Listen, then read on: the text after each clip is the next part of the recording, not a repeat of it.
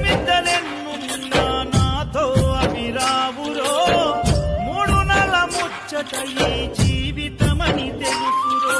నీవు తప్ప నాకింకా గొప్ప